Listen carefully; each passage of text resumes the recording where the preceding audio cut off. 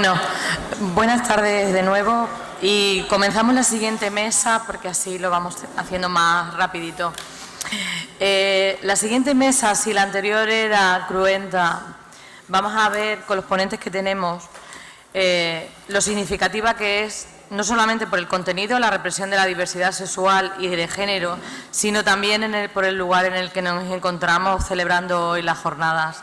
En Badajoz, y muy cerca de aquí, como vosotros todos sabéis, todos los que estáis aquí, estaba la cárcel para homosexuales en un periodo cruento donde se reprimían las libertades. Esta mesa está compuesta por tres activistas, yo diría que antes de todo son activistas del colectivo LGTBI, conocedores de todo el periodo tan cruento que se vivió en esa época aquí en Badajoz, en Extremadura y en España. Os voy a hacer una breve pincelada de cada uno de ellos y les paso rápidamente la palabra para que ellos os cuenten un poquito sobre lo que están trabajando, sobre lo que están los proyectos que llevan a cabo y toda la temática. A mi izquierda tengo a José María Núñez, profesor de la Universidad de Extremadura y activista LGTBI y por los derechos humanos desde el 95, desde 1995, año en el que promovió la creación de la organización De Par en Par, primera organización LGTBI extremeña que presidió desde sus inicios hasta 1997, año en el que promovería la creación de Fundación Triángulo Extremadura, que presidió hasta el pasado mayo del 2019. Entre sus múltiples implicaciones promovió el Congreso sobre Adopción Homoparental de Cáceres en 2016, participó en la primera unidad didáctica sobre homosexualidad en 1998, creó el Festival de Cine LGTBI en Extremadura, Fancine Gay, y dirigió también la Red Extremeña de Pueblos como la homofobia y transfobia en la Red Iberoamericana de Educación LGBTI. A continuación tenemos a Silvia Tostado. Ella se define, y yo creo que nunca mejor definición como esta, como mujer, lesbiana, madre y feminista. Presidenta ahora mismo de la Fundación Triángulo Extremadura, desde donde también preside la Coordinación Extremeña de ONGs, activista por los derechos de las personas LGTBI, licenciada en Ciencias Políticas y de la Administración por la Complutense, especialista en Cooperación Internacional para el Desarrollo y vinculada con movimientos sociales desde su juventud. Y el tercer ponente que vamos a tener es Francisco Molina, Paco Molina, licenciado en Filosofía con premio fin de carrera y doctor por la UNED, con premio extraordinario y máster universitario en Teología por la Universidad de Murcia. Su tesis doctoral abordó el discurso médico de las dictaduras franquista y salazarista sobre las homosexualidades. En relación con ello, ha intervenido en multitud de proyectos y universidades de renombre, nacionales e internacionales. Actualmente es profesor de enseñanza secundaria en Guareña y profesor tutor de la UNED, y se encuentra elaborando su tesis en teología sobre la idea de contranaturaleza y sexualidad. Creo que tenemos tres grandes ponentes que nos van a aclarar y van a hablar mucho y con mucho conocimiento sobre la temática. Le doy la palabra a José María o a Silvia. Voy a empezar yo. Muchas gracias por la presentación. Lo que nos gusta es un currículum, ¿eh? Pero sí, a veces es importante pararnos y de eso creo que se trata este espacio que vamos a compartir, pararnos y revisar qué hacemos. Evidentemente lo del currículum de los que estamos aquí es una cuestión anecdótica y casi por romper el hielo, ¿no?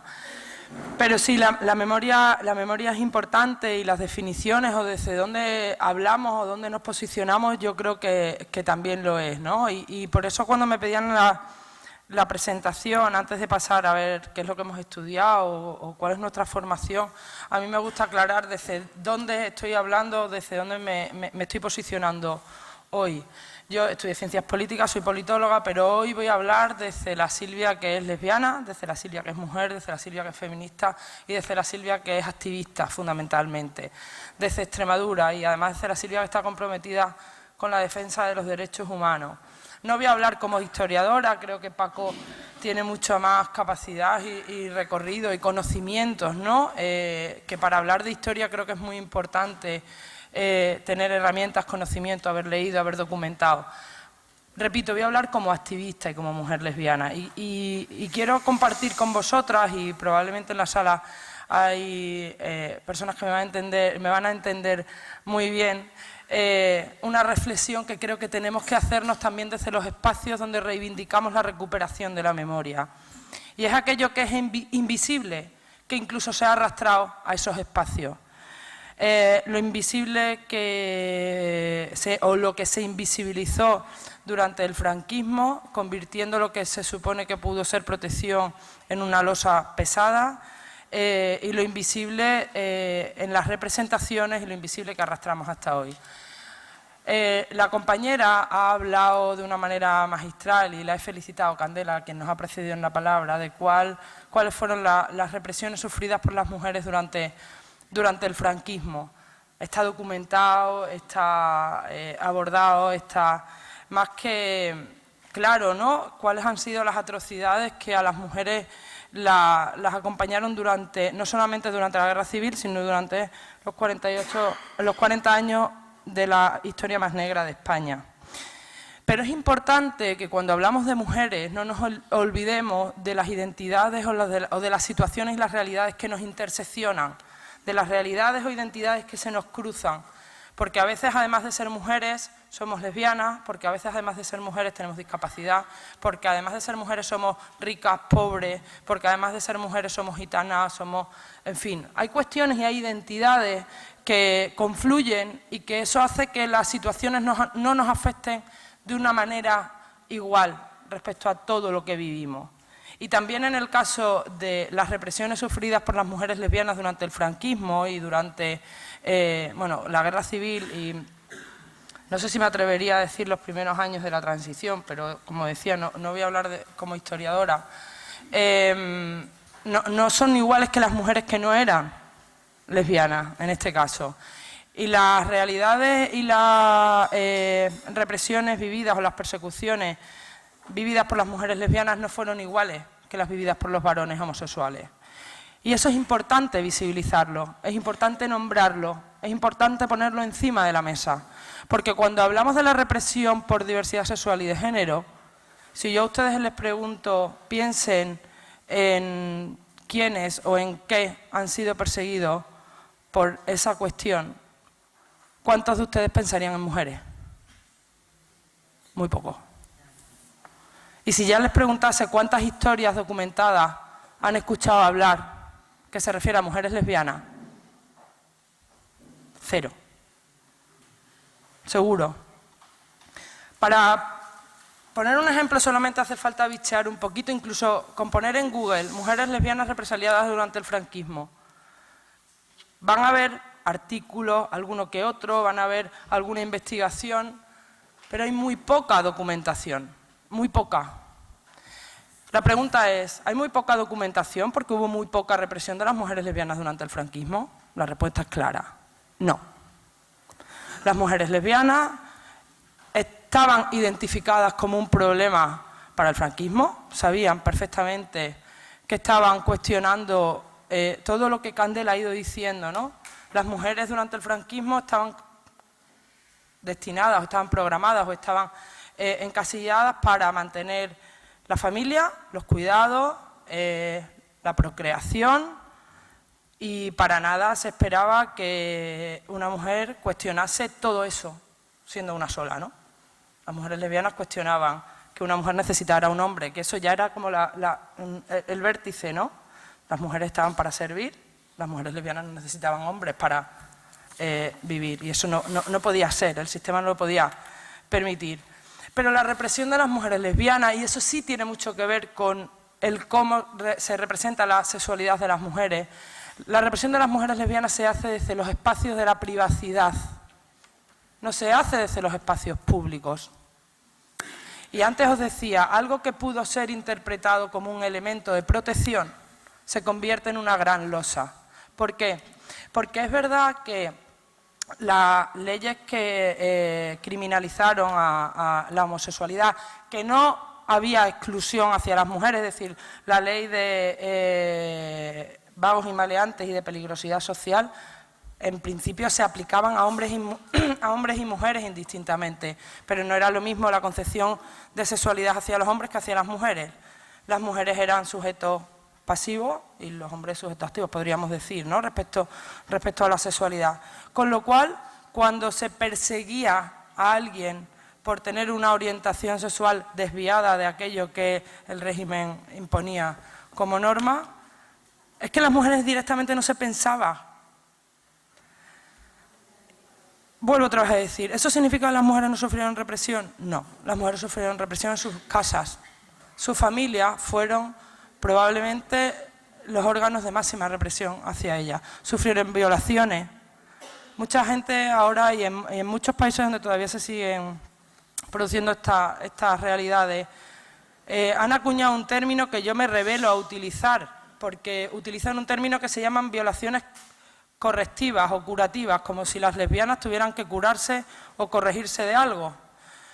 Aquí en España también se producían violaciones, pero también se producían terapias de electroshock, también se utilizaba a la Iglesia. Bueno, fundamentalmente los órganos de represión hacia las mujeres lesbianas fueron 3, o me atrevería a decir que fueron 3. Luego, Paco, si podíamos hablar, ¿no?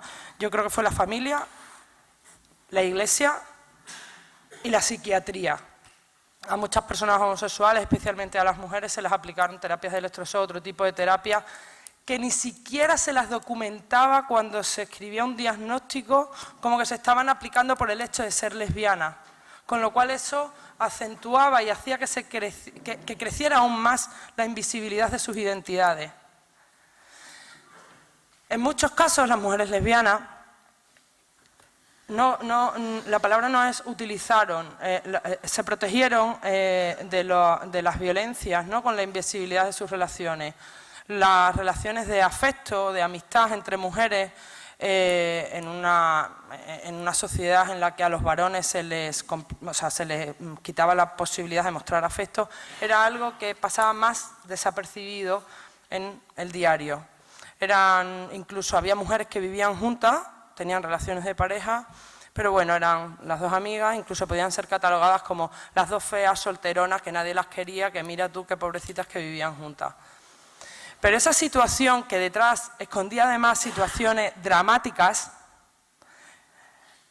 hacía que algunas veces no terminaran con sus vidas en las cárceles, donde a los hombres gays sí que se les podía llevar, o no sufrían violencias en espacios públicos como podían sufrir los varones, porque es que las mujeres ni siquiera podían estar en los espacios públicos. Uno de los pocos documentos o de los pocos expedientes que hay donde se tipifica la detención de una mujer por el hecho de ser lesbiana, si hay alguien a quien le interese mucho este tema, os recomiendo que busquéis los artículos publicados por Raquel Osborne y Lucas Platero, que han sido dos de las personas que más han investigado acerca de esto. Una de esas sentencias o de esos expedientes era la detención de una mujer, María Elena, que no se tiene muy claro no queda muy claro si se la detuvo por ser lesbiana o hombre trans, porque podía ser, no queda claro al leer el expediente, ¿no? Pero es curioso cómo la detención se produce o se justifica que fue en un bar porque estaba ocupando un espacio que no era de las mujeres. Las mujeres no podían estar en los bares y por eso se supone que la detienen, pero además hace una explicación de cómo utiliza ropa de hombres, habla incluso de uso de calcetines masculinos, de pantalones masculinos y habla, ¿no?, de lo perverso que era, que estaba seduciendo a otras mujeres y de lo peligroso que eso podía ser. No me voy a alargar mucho más, solo quería fortalecer dos cuestiones importantes, y es que aunque no hubo cárcel como tal o mayoritaria para las mujeres lesbianas, hubo otro tipo de represiones. Y hubo una cuestión que yo creo que pudo afectar especialmente a Extremadura y además afortunadamente hemos tenido la posibilidad, no hemos llegado tan tarde, de poder documentar alguna. Y fue el éxodo masivo de estas mujeres de las que pudieron escapar para poder vivir sus vidas. Es importante y creo que también hay que hacer un llamamiento a esto, que en la medida de lo posible podamos terminar de recoger las historias de quienes puedan estar vivas, que ya cada vez hay menos, porque, como decía, uno de los problemas es la falta de documentación de estos expedientes. Pero en Extremadura hay un matrimonio de mujeres que hablan, que pueden todavía contar su historia en primera persona y cómo iniciaron su relación en los últimos años del franquismo. Y te cuentan cómo una de ellas fue la familia quien ejerció la violencia. Tuvieron que irse para poder vivir su historia de amor. Una era del Torno, la otra era de Zorita. Afortunadamente hemos podido documentar sus testimonios y los tenemos a nuestra disposición y nos pueden aportar mucho para construir una historia que evidentemente tenemos que seguir escribiendo, pero tenemos que seguir escribiéndola en plural, visibilizando la historia de esas otras mujeres sobre las que no se ha escrito nada. Y todos estos aprendizajes, y ya acabo, a nosotras, y cuando digo nosotras hablo también de mi organización, nos ha servido para tenerlo interiorizado también en el resto de los trabajos que hacemos y no solamente en Extremadura. Creo que es muy bonito decirlo, que con el apoyo de la cooperación extremeña estamos trabajando en un proyecto que aborda específicamente la documentación, la identificación de las violencias sufridas por las mujeres lesbianas, bisexuales y trans en espacios de conflicto. Estamos trabajando en Colombia especialmente, también algo en Honduras, República Dominicana. Y la experiencia de cómo han sido documentado o no documentado las historias de estas mujeres en nuestro país nos ha servido para trasladárselo a nuestros compañeros y compañeras y que puedan tener indicios de qué es lo que podría estar pasando en otros espacios para que no tuvieran que sufrir lo mismo. Con esto acabo, que creo que ya me he cedido muchísimo el tiempo que me correspondía, pero insisto, creo que es importante visibilizar que no solamente lo que se nombra es lo único que existe, porque hay muchas cuestiones que fueron invisibilizadas incluso a propósito, ¿no? Había mujeres que no interesaba visibilizar porque eran un riesgo y yo creo que acumulaban todas aquellas cuestiones que el sistema quería aniquilar concentradas en una persona. Por mi parte nada más y muchas gracias.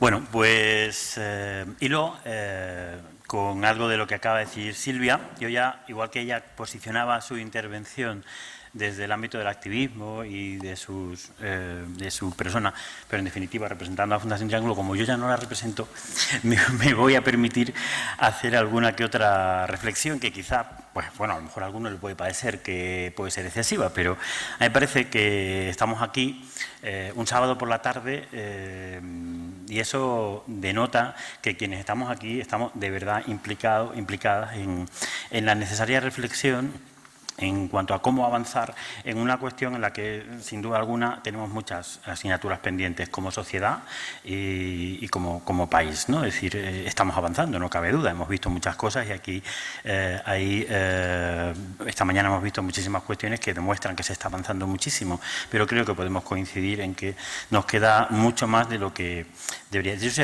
ha dicho esta mañana, ¿no? Que no era de recibo que hasta hace tan solo 10 o 15 años se hubieran producido algunos de las cuestiones que se han producido, ¿no? Como por ejemplo la exhumación del dictador o algunas otras cuestiones.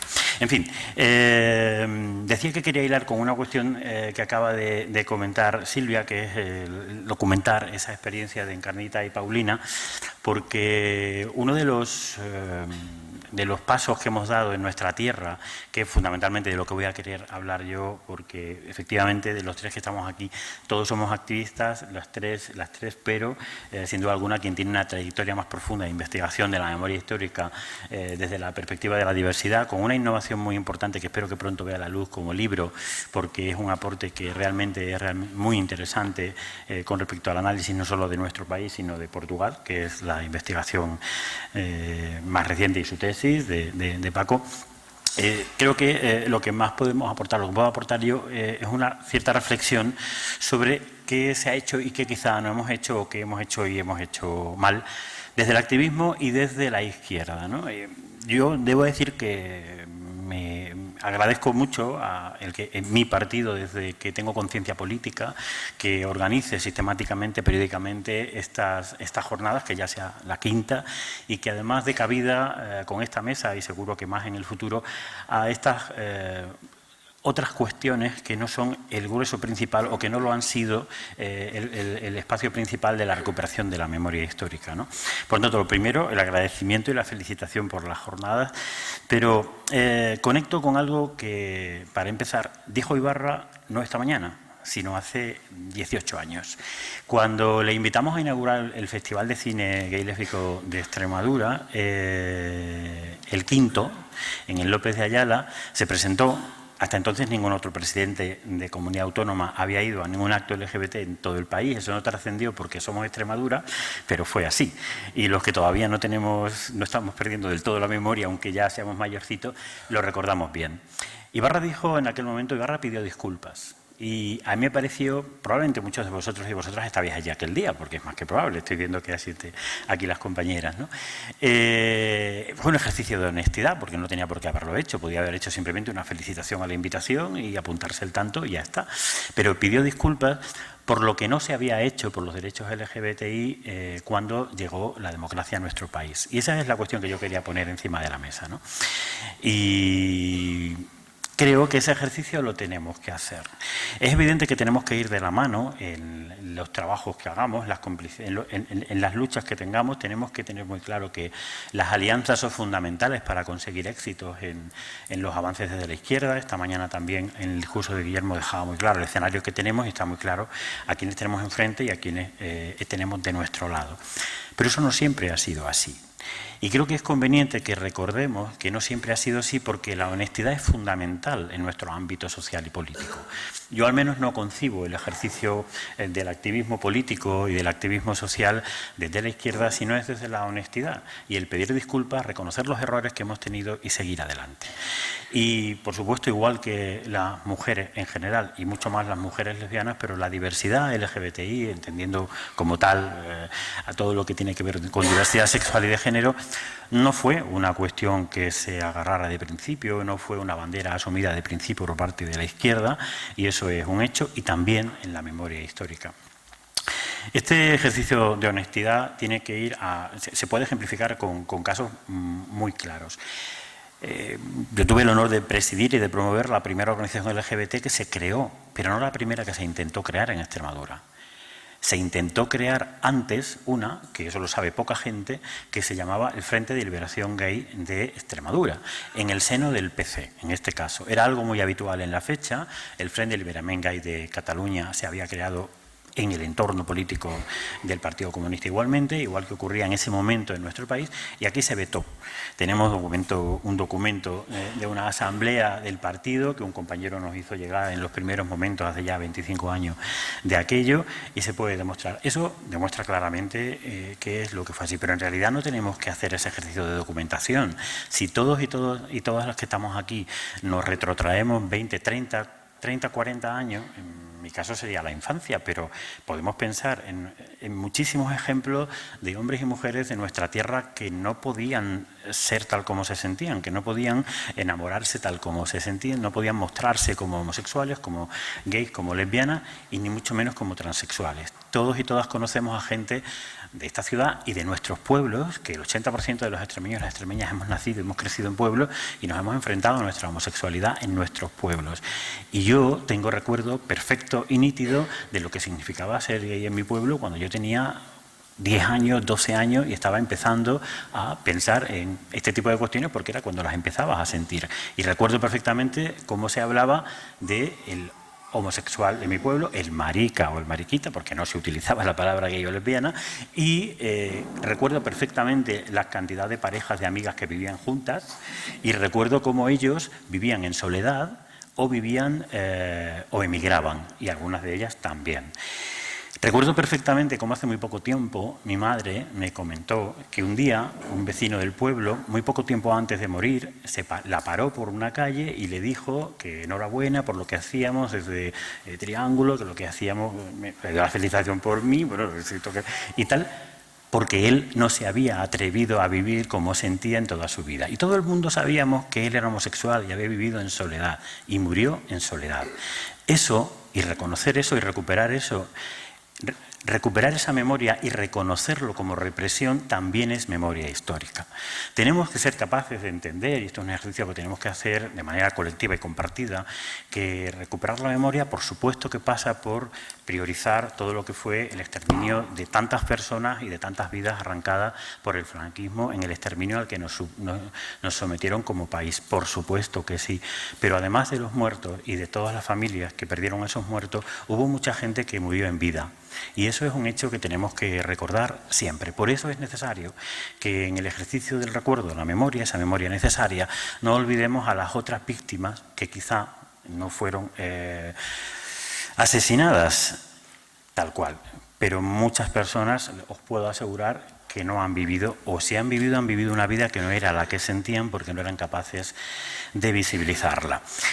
Ese ejercicio de honestidad creo que lo tenemos que hacer como izquierda. Creo que lo hemos hecho de forma implícita, porque la causa está encima de los trabajos de memoria cada vez que desde Triángulo en estos 25 años o desde las distintas asociaciones, en mi caso también de Par en Par en el inicio, hemos puesto encima de la mesa de las asociaciones de memoria una invitación a abordar este tema, se ha recogido y se ha arropado. También es verdad que de eso hace poquito tiempo, pero me gustaría recordar, si me lo permitís, en 5 minutos, antes de que demos la palabra al verdadero experto en memoria LGBTI, que es Paco, me gustaría recordar algunas de las pequeñas cositas y pasitos que sí hemos dado en esta tierra, porque es bueno que si no se conocen se visibilicen un poco más.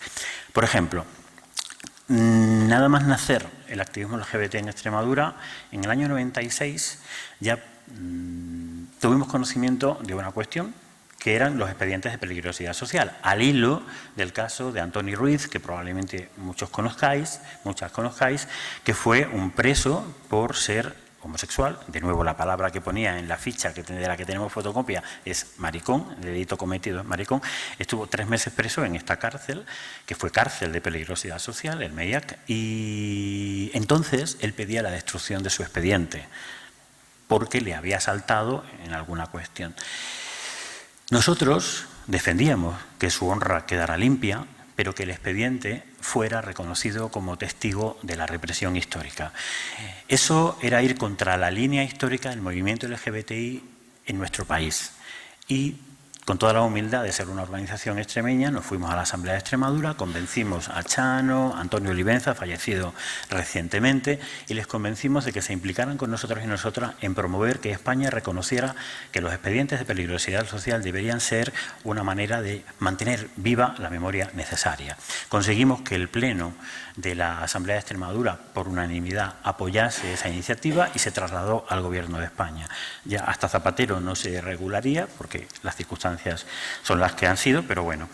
Obviamente hemos tenido múltiples actividades más, hemos hecho algunas actividades, jornadas. Publicamos el primer libro que se publicó, que conozcamos nosotros, sobre represión de la memoria democrática LGBT, de una jornada, un libro de referencia ahora mismo en cualquier ámbito de estudio, y pedimos que lo que fue la cárcel de peligrosidad social recogiera una placa que está a la entrada, también ha fallecido Antonio Franco recientemente, que esa placa recordara para las generaciones futuras que ahí estuvieron encarcelados por distintas causas, entre otras la homosexualidad o la transexualidad, pero entre otras causas esas personas consideradas peligrosas sociales. Y la placa está ahí recordando que que hoy es un espacio de creación, de reconocimiento de la libertad en la creación artística, fue un espacio que también albergó represión de libertades. Hace muy poco tiempo pudimos conocer a otra mujer, Silvia Castaño, que estuvo como mujer transexual también encarcelada, que la tuvimos aquí en Los Pasados Palomos, que estuvo para contarnos su historia por otro libro.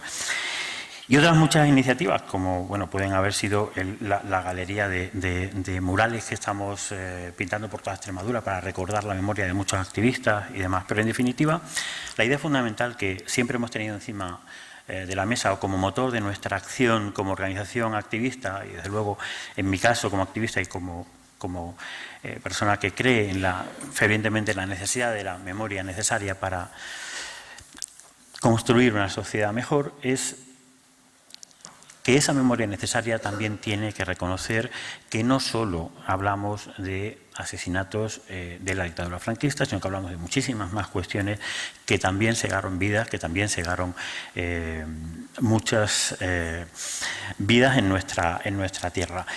Creo que ese ejercicio, como digo, está conseguido y se ha dejado muy nítidamente claro en la reciente Ley de Memoria Democrática y en la Ley LGBTI, que un poco antes, pero también incluyó y ha sido espejo en el que se han mirado otras legislaciones autonómicas, y espero que también lo haga una futura ley LGBTI nacional, que esperemos con este Gobierno sea posible, se recoja negro sobre blanco la necesidad de esa memoria de una manera, con una visión amplia, con un foco amplio que recoja todos los aspectos y matices de esas aristas de la libertad que se nos olvidaron cuando llegamos a ella en nuestra democracia, ¿no? Básicamente era la idea que yo quería poner sobre la mesa, así que por mi parte, nada más. Si hay cualquier pregunta que después queráis que debatamos, por supuesto, estaré encantado, pero ahora creo que toca escuchar a Paco, así que muchas gracias.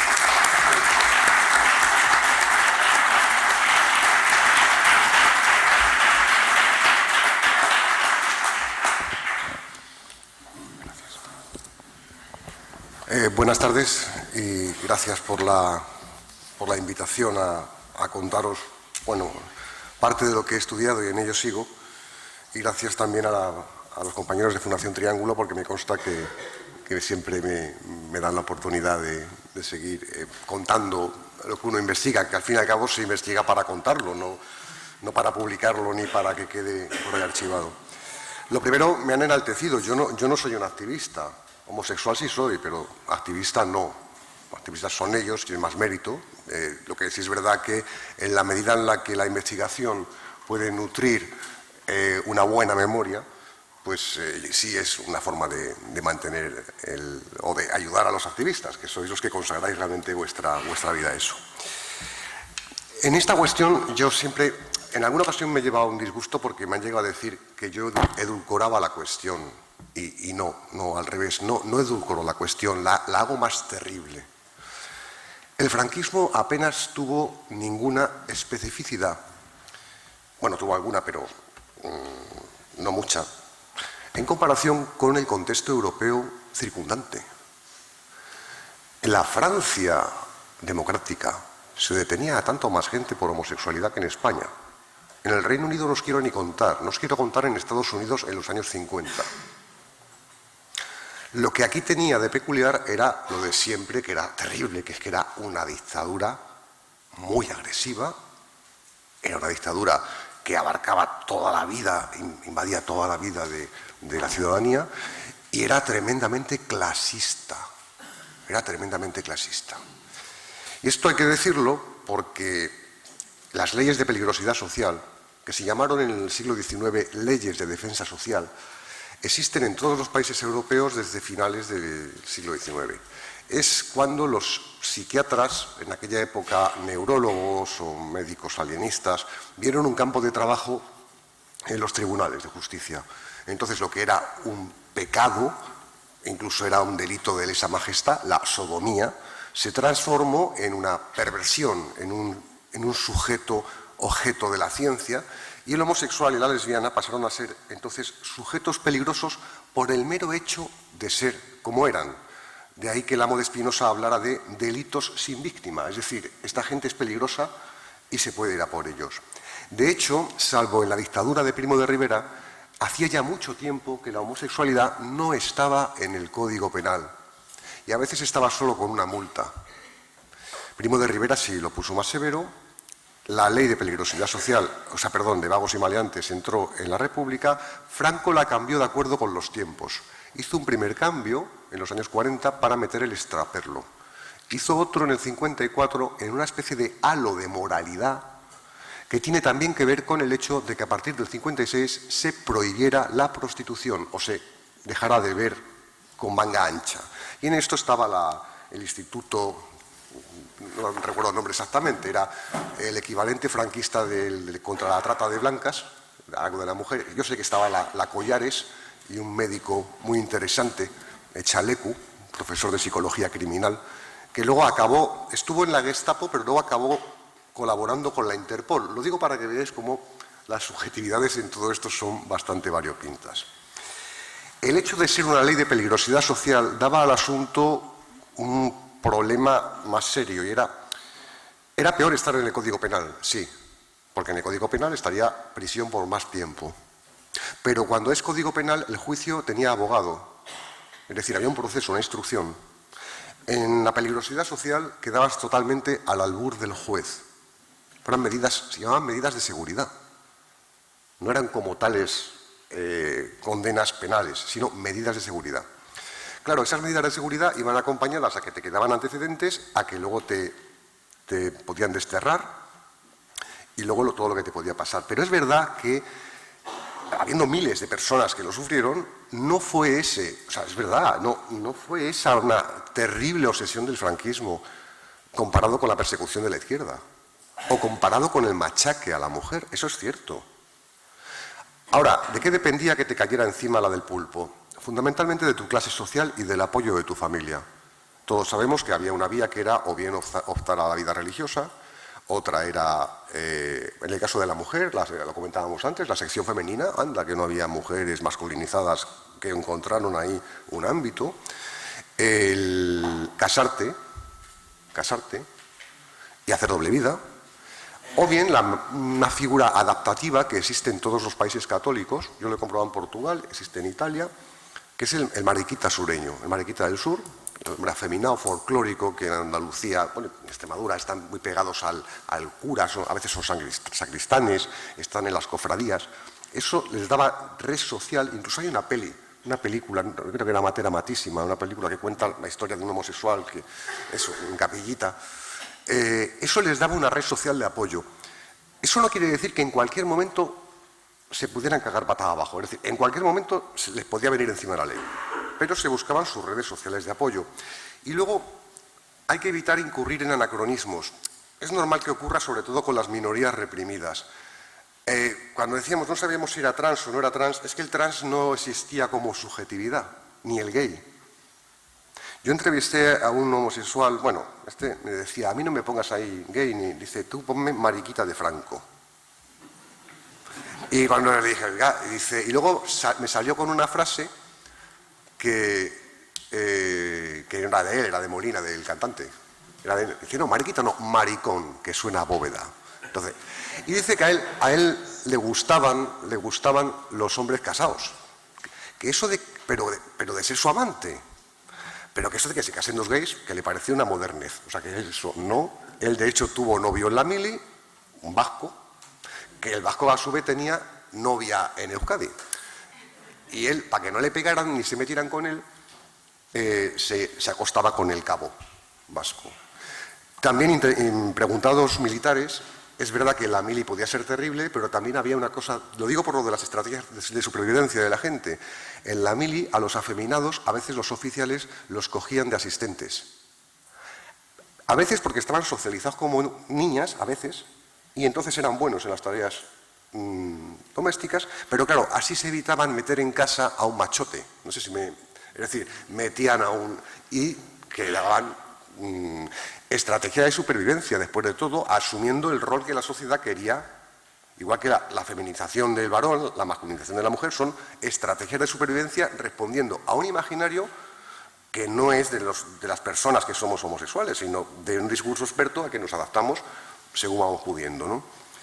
El caso es que todo esto tiene que ver con lo que se llamaba la mala vida. La mala vida. Y mala vida era todo aquello que no se adecuaba al modelo de familia, casarte rápidamente y tal. La ley, si te enganchaban era típico en Madrid, en El Retiro y en Barcelona, en otros sitios, zonas de ligue, si estabas casado y tenías trabajo, igual la cosa con un par de bofetones se arreglaba. Lo malo era que no tuvieras quien diera cuenta de ti, o que hubiera otra cuestión, o que pudiera ser un agravante, como en el caso de Lorca. Eso es un agravante. Pero cuidado, y esto hay que decirlo también con pena, agravante también habría sido en la zona republicana, en la guerra. También habría sido allí, bueno, si no, mirad lo que hizo Durruti con los homosexuales. La cita está de la película La Vaquilla, que sale muy simpático en la piporra, ¿no? Es mariquita. Pues es verdad que si miráis la historia, ser marica o ser invertido ha sido una acusación al enemigo. La izquierda se lo ha llamado a la derecha a la izquierda. Y luego siempre al país vecino. Nosotros se lo decíamos a los franceses, los ingleses a los franceses, nosotros a los italianos. Es decir, siempre el vecino es el afeminado, el malvado. En concreto, respecto a las figuras que sí existían, que no eran LGTB, porque eso no podía existir entonces, aunque nos entendemos, existían, si eran de clase alta, según fueran masculinos o no, señorón y loca. Esto lo estudia muy bien Ugarte, el coordinador de la obra Lacan Blau. Si eran de clase baja, bujarrón y mariquita. En las mujeres, más en definición, machorra, tortillera, pero normalmente es verdad, siempre una negación de la existencia de la sexualidad de la mujer, por lo tanto, mucho más dos mujeres solas. Por sintetizar, el discurso psiquiátrico, esto hay que entenderlo bien. A veces se tiende a hacer una historia de los horrores que no es correcta y hacemos flaco favor a la memoria porque eso luego a la reacción que se sale, como sabéis, en cuanto nos pillen una, van a usarlo a mansalva. No hace falta exagerar. Lo que le pasaba a homosexuales y lesbianas en aquella época era terrorífico. No hace falta lugares comunes que se han escrito, como que operaciones en las cárceles, electrochoque en las cárceles. No, pero porque no existían los medios. No digo que no les hubiera gustado hacerlo, digo que no existían los medios. Ahora, eso sí, una frase de un testigo que tuve, 16 años, que se aplicaba la ley de peligrosidad, entrar con los comunes y decir los guardias, con ese haced lo que queráis porque es un maricón. Y ser violado sistemáticamente por los presos comunes. No hace falta electrochoque. Es decir, lo que pasaba, la represión, la doble vida, caída en conductas autolesivas, alcoholismo, suicidios. ¿Cuántos suicidios no aclarados de típicos familiares solteros que nunca fueron aclarados? ¿Y qué podría ser aquello? Pero es verdad que aquí, aunque Vallejo Nájera, el abuelo, era como era fascista de tomo y lomo, el abuelo de la guerra, el del gen rojo, hay que decir, primero era católico y eso parece le frenaba para ciertas cosas que los alemanes sí estaban dispuestos a hacer, las cosas como son. Y en segundo lugar, que no todos los psiquiatras del franquismo eran Vallejo Nájera, afortunadamente. Había una tradición psiquiátrica previa, muchísima se exilió, de hecho mucha a Argentina, de ahí el buen psicoanálisis, que era Ángel Garma y toda esta gente, mucha se exilió, pero no todos eran Vallejo Nájera, afortunadamente. ¿De acuerdo? No todos. Y había, lo que se estudiaba aquí, era la psicopatología de las perversiones que se estudiaba en toda Europa. Entonces, en ese sentido no era una medicina distinta. Aunque Vallejo Nájera sí es un personaje distinto, sin duda alguna, ¿no? Coges como síndrome de Estocolmo. Al estudiar a esta gente te acaban cayendo hasta bien, ¿no? Pero dices, los lees y dices, la madre que lo parió, ¿cómo se le ocurrió esto?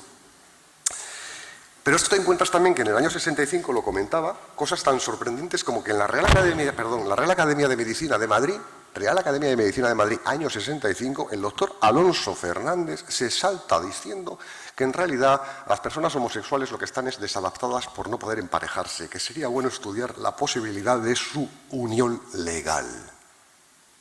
Año 85, Real Academia, están las actas.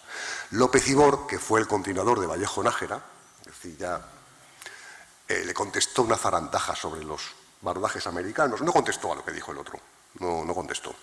Pero López Ibor, cuidado, López Ibor es verdad que habla en una cita terrible para la historia que no está aclarada, dice, uno de mis últimos pacientes era un invertido, después de hacerle una lobotomía frontal, una lobotomía, él no se la hizo, porque él no operaba, él era psiquiatra, que la gente se lía. Es verdad que muestra trastornos cognitivos y en la creatividad y no sé qué, pero se muestra ligeramente atraído por las mujeres. O sea, el informe era algo así como, lo hemos dejado tonto, pero le gustan las tías. Es esa parte macabra que en el fondo... Ahora bien, operaciones, huyamos del lado oscuro. Si ocurrieron, ¿qué ocurrieron? Fueron en el ámbito privado. En las cárceles españolas no existía medio, ni la ley permitía hacer eso a un preso. Las medidas eran trabajar, oración, charlas, laborterapia y que te violaran, pero eso no estaba en la ley. eso no estaba en la ley. Las terapias también incluían electrochoques a veces, hay alguna referencia, pero no era lo sistemático. Lo normal era electroterapia o técnica aversiva. Esa se puso de moda en los 70, fue con la que me quitaron a mí lo de hacerme pis en la cama, a mí y a todos mis primos, que te conectaban y a la primera gota de pis sonaba una campana al lado de tu oído que yo no volvía a mearme más. Pues de alguna manera aplicaban lo mismo con resultado terrible, porque para la psicología de la gente. Por ejemplo, te ponían imágenes, los testigos me decían, lo que no entiendo es por qué las imágenes de chicos eran tan pudorosas y cuando me ponían mujeres eran unas fotos guarras. Dice, y cuando te ponían el chico, calambrazo, pero un calambrazo parecido al que te pega el coche, que es muy desagradable, pero no es un electrochoque, porque un electrochoque te deja cao. A este no le curaron y llegó a un acuerdo con el médico. El médico ya le dijo, mira, no hay manera contigo, ¿eh? Y le dijo, pues mira, vamos a decir a tus padres que te has curado. Tú te vas de aquí, del pueblo, y ya está. Y claro, a esas personas luego les quedó trastorno depresivo, les quedó a veces problemas sexuales, les quitaron... Y los médicos excusaban que esa era la terapia. Luego también otras, horrorosa, aversión con sonido. Eso es una tortura, con sonido. Aversión con eméticos, es decir, un gotero, una gota de un emético, náusea. Se asociaban el estímulo sexual con una náusea o con malos olores. Eso. También estaba la parte positiva, que era la de, yo entrevisté a otro, a este fue que le hacían hacerse pajas con revistas de chicas. Y a las chicas también a veces. A las chicas a veces atarlas por la noche para evitar, porque decían que la lesbiana era hipersexual. Entonces recuerdo una profesora de Sevilla, que esta lo contaba la mujer en un congreso, dice, como me tocaba y tal, el médico mandó atarme, dice, y no sabe este hombre, esto decía en plan broma, dice, lo que se lo agradezco porque me convirtió en un amante del sadismo, y aprendí a masturbarme sin tocarme con las manos. Esto que es que ella misma, profesora mayor, lesbiana, contaba por la parte esa, ¿no? De que hay que tomárselo con esa alegría. Igual que Antoni Ruiz bromea, que lo conocemos, ¿no? Ha sido testigo y que estuvo en la cárcel de Badajoz. Detrás pensad en lo que hay. Esta señora es una señora catedrática que ha sido capaz de interiorizar eso y reelaborarlo hasta con clave de humor, pero las historias que puede haber detrás son sinceramente terroríficas. Y por ir cerrando, bueno, lo de las lobotomías, como os he dicho, sí ocurrieron en el ámbito privado. Yo examiné el expediente de una en Portugal, a un bailarín muy famoso, pero a este le falló la red social, o sea, su red social de apoyo le falló la familia, que eso era lo peor que te podía pasar, si eras de clase alta, pero también se lo asociaban, lo que decía ella, se lo asociaban a psicosis. Es decir, siempre había un diagnóstico concomitante que asociaban la homosexualidad como concomitante a la paranoia, a la esquizofrenia, a un cuadro depresivo, a veces con la profecía autocumplida. En un entorno que te es hostil, pues claro, detectarle a una lesbiana que va al médico, un homosexual, una ansiedad es fácil, pero eso es exógeno, no es endógeno. Está la cita del psiquiatra aquel francés que le dijo a otro, todos, no tenéis razón, dice, porque todos mis pacientes homosexuales son enfermos. Y contestó el otro, es curioso, todos mis pacientes heterosexuales también están enfermos. Están en el psiquiatra, se sienten mal. Claro, están buscando algún tipo de respuesta. Y ya para acabar, aunque de esto hay más, mi tesis se va a hacer libro, y ya se estará, está el libro de Huard, comparando con Francia, está la tesis de Víctor Mora, está recién publicado un librito en Egales que es 40 años después, que hay investigaciones sobre los 40 años de despenalización de la homosexualidad, que fue en el 79, es decir, se siguió encarcelando gente bastante después de muerto Franco, y hasta que el Código Penal cambió por la vía del escándalo público se siguió aplicando de aquella manera. La cuestión es, como uno piensa a veces, igual la tesis pasa de moda, como hemos tardado tanto en lo de publicar, la verdad, y yo soy además muy perro para reelaborar algo escrito, visto lo que está pasando en este país, y yo que creo que la historia cultural debe permitirnos hacer filosofía de la historia también hacia adelante, viendo lo que está ocurriendo, que realmente es un escándalo, pues es que estamos volviendo a hablar de partidos políticos, pero partidos políticos que gobiernan con la derecha de este país, que hablan de permitir las terapias aversivas de nuevo, las terapias de conversión, chorradas como el PIN parental y cosas semejantes. Es decir, pero a mí eso, que exista eso me preocupa, pero más me preocupa, y lo siento, que la derecha de al lado les esté haciendo la cama. Porque si te acuestas con monstruos, te puedes acabar convirtiendo en uno de ellos. Y yo creo que no todo vale, ya no por lo LGTB, el tema de la mujer y la violencia de género. Es absolutamente terrorífico a lo que se puede someter a los adolescentes todavía hoy, como lo digo como docente, ellos lo saben todavía más. El índice de tentación de suicidio en la población, ahora sí, LGTB. Entonces, si esos muchachos no tienen un referente, no se da una información, ningún niño se vuelve homosexual porque le hablen de la homosexualidad, eso es una absoluta tontería. Pero es que han vuelto a traer esto, vuelven a querer que desaparezcamos y frenando, aunque luego se benefician de las leyes que están luchando por el activismo. Luego ellos, como siempre, se divorcian, abortan, se casan los homosexuales, pues sí. Pero que lo hagan además con semejante cinismo, porque en el fondo eso les da exactamente igual. Estos son tiburones de la bolsa.